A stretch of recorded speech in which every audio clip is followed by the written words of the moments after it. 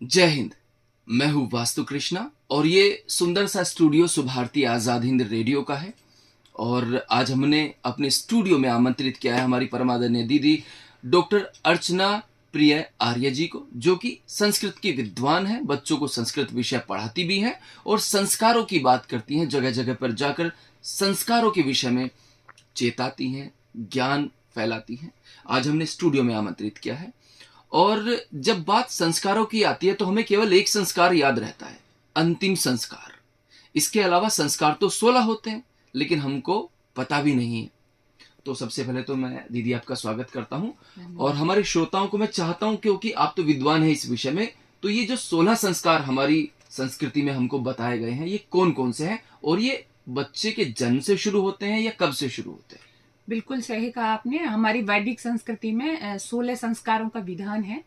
उसमें 3 संस्कार ऐसे हैं कि जिस समय बच्चा पैदा नहीं होता, माँ के गर्भ में होता है, वो तब कर दिए जाते हैं। वो गर्भाधान से शुरू होते हैं। सबसे पहला गर्भाधान। इस संस्कार का नाम भी गर्भाधान संस्कार है। गर्भाधान संस्कार, पुंसवन संस्कार, पुंसवन संस्कार, ये कब होता है? ये माँ के गर्भ में बच्चा होता है तभी होता है, दूसरे महीने पर, तीसरे महीने पर। इसमें क्या करना होता है? इसमें होता है कि गर्भ पुष्टि के लिए माँ का निश्चित हो गया कि गर्भ पुष्ट हो गया, तो उसके लिए ये संस्कार किया जाता है। पुंसवन संस्कार, सीमंतोन्नयन संस्कार, ये भी बच्चा माँ के गर्भ में होता है, तब उसका मस्तिष्क बन रहा होता है, उस समय का ये संस्कार है। कुछ मंत्रों के द्वारा किस तरह से खान पान रहता है, ये तब होता है। तो इसमें मंत्र पढ़े जाते होंगे और खान पान का बताया जाता है। मंत्रों के द्वारा ही संस्कार होते हैं। यज्ञ होता है, यज्ञ प्रक्रिया, और विशेष मंत्र होते हैं हर संस्कार के। तो माँ को ये बताया जाता है कि अब आपको इन चीजों का तरह से करना है, ऐसे खाना है, क्या करना है, तो ये सब बताया जाता है। यानी गर्भ में अभी बच्चा। तो गर्भाधान, पुंसवन, सीमंतोन्नयन, 3 संस्कार। उसके बाद होता है जातिकर्म संस्कार, जब बच्चा पैदा हो जाता है। तो सबसे पहले जाति से मतलब वो नहीं है कि वो हिंदू, मुस्लिम, सिख या जाट ब्राह्मण, ऐसा नहीं, मतलब मनुष्य जाति से है। तो जातिकर्म संस्कार होता है। उसके बाद फिर नामकरण संस्कार होता है। नामकरण संस्कार के बाद फिर निष्क्रमण संस्कार होता है। इसमें क्या होता है? इसमें होता है कि बच्चे को बाहर ले जाना। जैसे कि नामकरण संस्कार हुआ, उसके बाद बच्चा थोड़ा सा जैसे बड़ा हो रहा है, तो अब उसको निष्क्रमण संस्कार के माध्यम से बाहर की थोड़ी सी वातावरण से उसको परिचित कराना। अच्छा, उसको कहते हैं निष्क्रमण संस्कार। इसमें उम्र बच्चे की क्या मायने? हाँ, हर जो हमारा संस्कार है उसमें हर उम्र के हिसाब से है कि इतने का होगा, अब इतने का, इस तरह से बताया जाता है। तो निष्क्रमण संस्कार में भी ये कराया जाता है कि बच्चे को बाहर कितने, कैसे उसको वातावरण का पेश कराना है। उसके बाद निष्क्रमण संस्कार के बाद में फिर होता है अन्नप्राशन संस्कार। अन्नप्राशन संस्कार में कि बच्चा अब थोड़ा सा खाना शुरू करेगा, तो किस तरह से उसको क्या क्या खाने में देना है, अन्नप्राशन संस्कार होता है। अन्नप्राशन संस्कार के बाद में होता है चूड़ाकर्म संस्कार। चूड़ाकर्म, मुंडन संस्कार भी जिसको बोल देते हैं। मुंडन पहली बार बच्चे के जब बाल, हाँ, जब बाल, तो उसके लिए भी विशेष है। जब आप विस्तृत में जाएंगे तो मैं सब आपको बताऊंगी। उसका भी समय होता है, कब कराना चाहिए, क्या लाभ है। तो मुंडन संस्कार होता है। उसके बाद में होता है कर्णवेद संस्कार, यानी जो कर्ण छेदन होता है। तो इसका भी हमारे शास्त्रों में विधान है, क्या इसका फायदा लाभ है। कर्णवेद संस्कार होता है। और उसके बाद में होता है उपनयन संस्कार। उपनयन संस्कार जिसको यज्ञोपवीत, जनेऊ बोल देते हैं हम भाषा में, हाँ, तो वह भी संस्कार होता है, उपनयन संस्कार।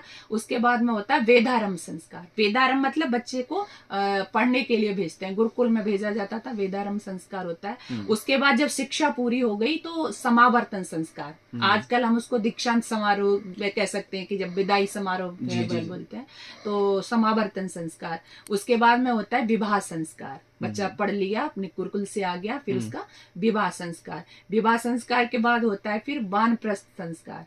वानप्रस्थ संस्कार के बाद में होता है संन्यास संस्कार, और संन्यास संस्कार के बाद होता है अंत्येष्टि संस्कार।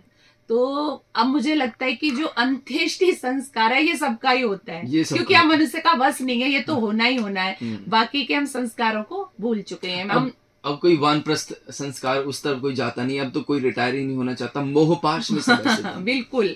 और हम बात करें तो आपको भी लगता होगा, एक तो नामकरण संस्कार जो आज भी चलन में किया जाता है, नामकरण संस्कार किया जाता है। और एक मैंने देखा कि चूड़ाकर्म संस्कार, जिसको मुंडन संस्कार बोलते हैं, ये भी ज्यादातर कर रहे हैं लोग।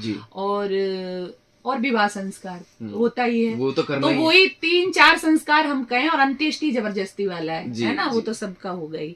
तो ये 16 संस्कारों की जो प्रक्रिया थी जिसके द्वारा मनुष्य को बनाया जाता था।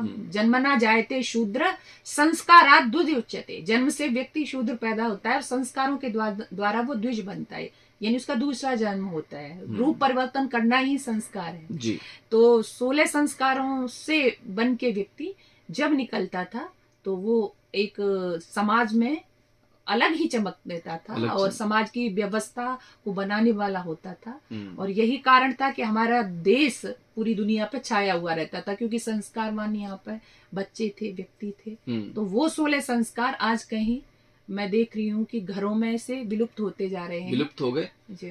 तो मेरे ख्याल से ये 16 के 16 संस्कार हम सभी नहीं जानते, लेकिन अगर आप जानते होंगे तो नीचे कमेंट करके जरूर बताइएगा।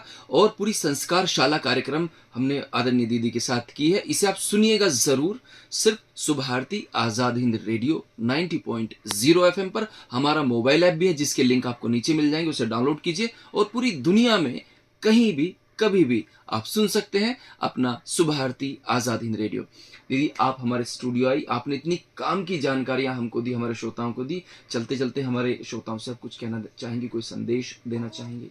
मुझे भी बहुत अच्छा लगा, बहुत बहुत धन्यवाद आपका, आपके स्टूडियो में आके। और मैं यही कहना चाहूंगी कि फिर से हमारा देश जो कभी विश्व गुरु के पद पर आसीन था, आज फिर से हम अपने देश को वही गौरव दिलाएं, और जिस कारण हमारे देश की पहचान थी, यानी योग्य नागरिक, चरित्रवान नागरिक, संस्कारवान नागरिक, तो वह फिर से हम अपने घरों में बच्चों को संस्कारित करके संस्कारवान बनाएं, अच्छी समाज का निर्माण करें।